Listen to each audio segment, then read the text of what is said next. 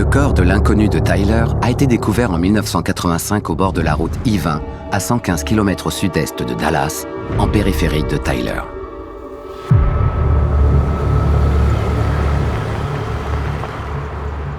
David Turner est l'un des premiers enquêteurs sur les lieux.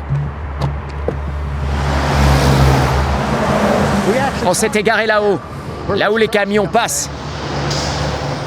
On s'est approché et on a vu le corps étendu et le crâne à 25 mètres de l'autoroute.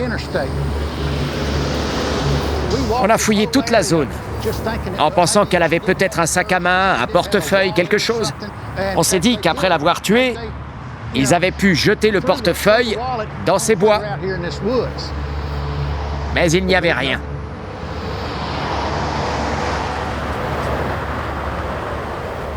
J'ai consulté le rapport d'autopsie.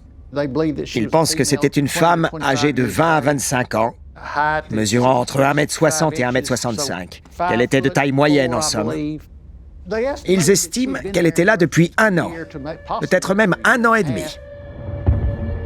Au début de l'affaire, on s'attendait à ce qu'elle ne soit pas compliquée à résoudre. On pensait l'identifier grâce à un signalement de personnes disparues, mais on n'a jamais pu. Après près de 40 ans sur l'affaire, la retraite de David approche à grands pas. Il me reste peu de temps.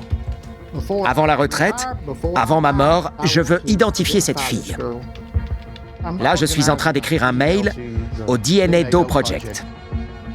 Le DNA Doe Project est une organisation révolutionnaire qui rassemble certains des meilleurs enquêteurs généalogiques du monde. Leur but est de résoudre des affaires non élucidées.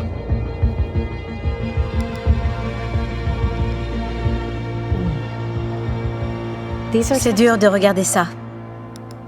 Je ne peux même pas imaginer ce que cette jeune femme a dû endurer. Elle ne méritait pas ça.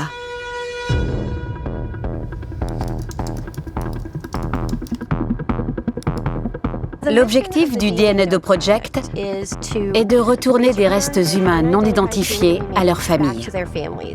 L'idée, c'est qu'ils ne restent pas dans une boîte sur une étagère, mais qu'ils aient des obsèques.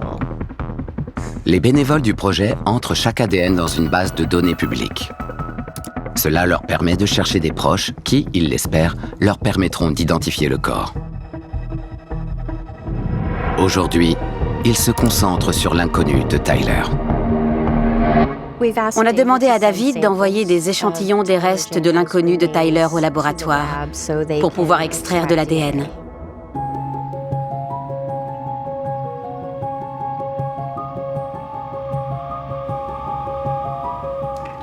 David a envoyé des cheveux, un os de pied, ainsi qu'un os de la colonne, une vertèbre.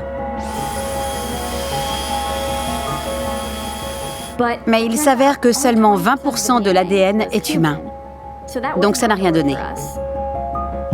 Comme les échantillons sont restés exposés aux éléments pendant plus d'1 an, l'ADN est soit trop contaminé, soit trop abîmé. Même selon nos standards, l'affaire de l'inconnu de Tyler est très complexe. On a besoin de plus d'ADN. Le laboratoire peut essayer une dernière technique. Elle est décrite comme une approche brute. On doit rassembler l'ADN de l'os du pied et celui trouvé dans les cheveux. C'est une tâche chronophage, et rien ne garantit que cela fonctionnera. Mais sans suffisamment d'ADN, l'affaire ne sera peut-être jamais résolue.